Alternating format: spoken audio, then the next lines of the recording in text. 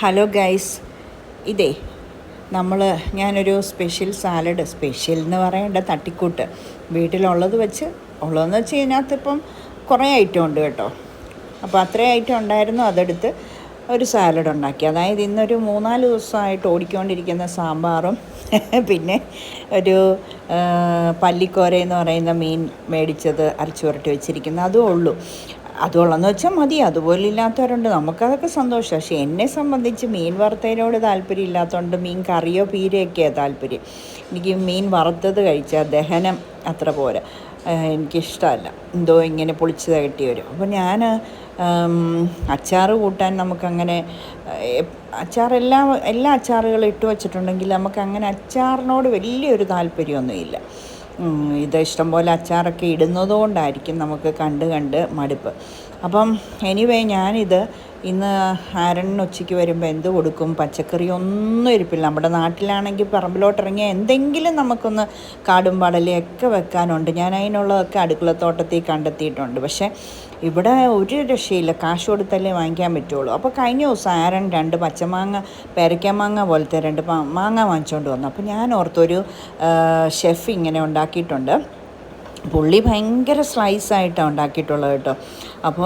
എന്നാൽ ഞാനും കൂടെ ഒന്ന് പരീക്ഷിച്ച് നോക്കാമെന്ന് കരുതി. അതെന്തായിരുന്നെന്നറിയാമോ? മാങ്ങ, ആ പേരയ്ക്കാമാങ്ങ പോലത്തെ മാങ്ങ, അത് നല്ല നൈസായിട്ട് അരിയണം. പക്ഷേ ഞാൻ ഇച്ചിരി വലിയ നൈസൊന്നും അല്ലായിരുന്നു. അത് പിന്നെ പച്ചമുളക്, ഒരു കുഞ്ഞ് പച്ചമുളക്, ഇവിടുത്തെ നല്ല എരിവുള്ള പച്ചമുളക്, നല്ല ടേസ്റ്റാണ്. അത് ചെറുതായിട്ട് അതും അരിഞ്ഞിട്ടു. സവാള, പിന്നെ കറിവേപ്പില, പിന്നെ ഇച്ചിരി ഉപ്പുപൊടി, മുളക് പൊടി, വെളിച്ചെണ്ണ, ഇത്രയും സാധനം അരിഞ്ഞിട്ടങ്ങ് തിരുമ്മി.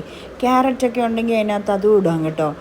കുക്കുംബർ ഉണ്ടെങ്കിൽ അതുമൊക്കെ ചെറുതായിട്ട് അരിയണമെന്നേ ഉള്ളൂ, നല്ല നീളത്തിൽ. ആരണിന് ഭയങ്കര ഇഷ്ടപ്പെട്ടു കേട്ടോ. ആരൺ ആ സാമ്പാർ അങ്ങ് സാധാരണ എങ്ങനെയാണെന്ന് വെച്ചാൽ സാമ്പാർ അങ്ങ് എടുത്തൊഴിച്ച് മീനും കൂട്ടി കഴിക്കുന്ന, പക്ഷേ അതെല്ലാം മാറ്റി വെച്ചിട്ട് പുള്ളി ഈ സാലഡും ആ മീൻ വറുത്തവും കൂട്ടി കൊടുത്ത ചോറ് ഫുള്ള് കഴിച്ചു. പുള്ളിക്ക് ഇന്ന് എന്നാ കൊടുക്കും പച്ചക്കറിയും ഓർത്ത് ഇങ്ങനെ ഇരിക്കുമായിരുന്നു. 3-4 ദിവസമായിട്ട് ചെറുപയർ പുഴുങ്ങി വെച്ചത് ശകലിച്ചെടുത്ത് ഉലർത്തി കൊടുക്കുമായിരുന്നു ഉച്ചയ്ക്ക് ചെയ്യുന്നത്. പക്ഷേ അതെല്ലാം തീർന്നു. അപ്പോൾ നമ്മളുടെ പാട്ടയിലുള്ള സാധനങ്ങൾ എല്ലാം തീർന്ന മാസാവസാനമാകുമ്പോൾ എല്ലാ വീട്ടിലും ഇങ്ങനെയൊക്കെ തന്നെയായിരിക്കും അല്ലേ?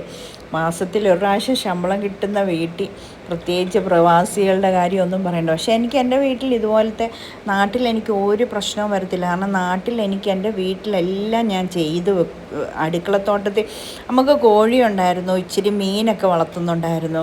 പിന്നെ നമുക്ക് എല്ലാവിധ അടുക്കളത്തോട്ടത്തിലെ കുഞ്ഞു കുഞ്ഞു പച്ചക്കറി ഐറ്റവും ഞാൻ അവിടെ കണ്ടെത്തിയിട്ടുള്ളതുകൊണ്ട് എനിക്ക് ഒന്നിനും ബുദ്ധിമുട്ടില്ല. ഒരു നേരത്തെ കറിക്ക് എനിക്ക് യാതൊരു പ്രശ്നവും ഇല്ല.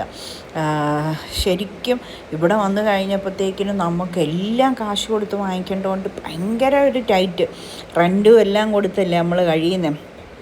അപ്പോൾ എക്സ്ട്രാ ചിലവും അല്ലേ വന്നിരിക്കുന്നത്. അപ്പോൾ നമുക്ക് ഭയങ്കര, എന്നിട്ട് ഇങ്ങനെ ദൈവമേ എന്നെ എടുക്കുമെന്ന് ഓർത്തിരുന്നപ്പോഴേ ഇങ്ങനെ ഒരു ഐഡിയ മനസ്സിൽ വന്നത്. സൂപ്പർ അടിപൊളിയായിരുന്നു. നിങ്ങൾ ഉണ്ടാക്കി നോക്കണേ.